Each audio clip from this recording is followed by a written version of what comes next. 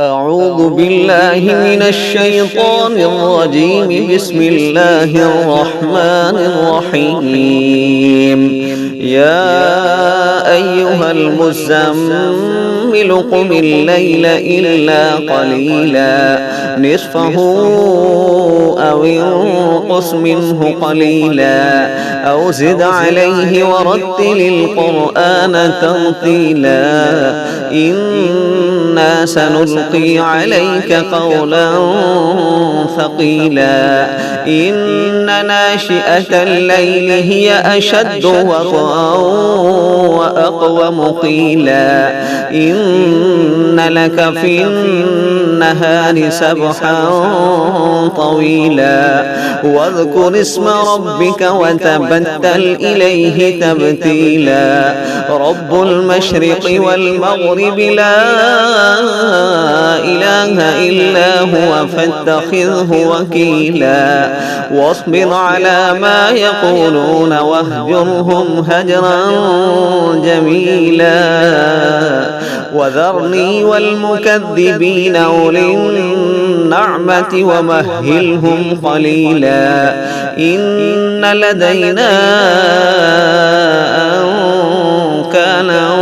وجحيما وطعاما ذا غصة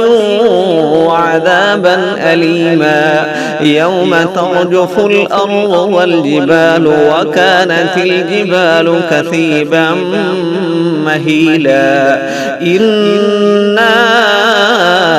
أرسلنا إليكم رسولا شاهدا عليكم كما أرسلنا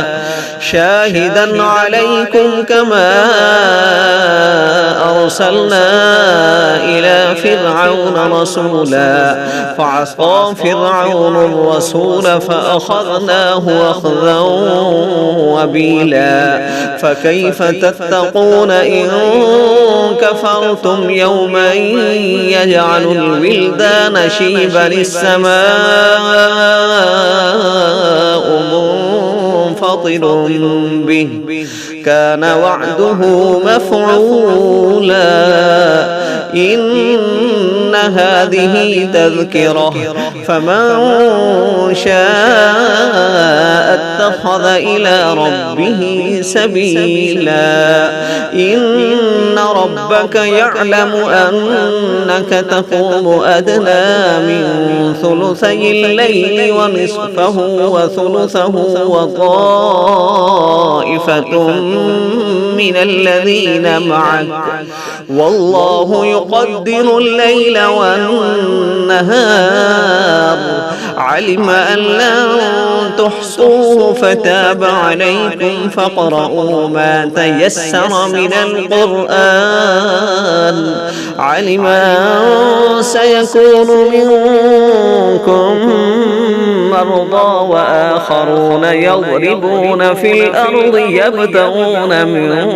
فضل الله وآخرون يقاتلون في سبيل الله فاقرؤوا ما تيسر منه وأقيموا الصلاة وآتوا الزكاة وأقرضوا الله قرضا حسنا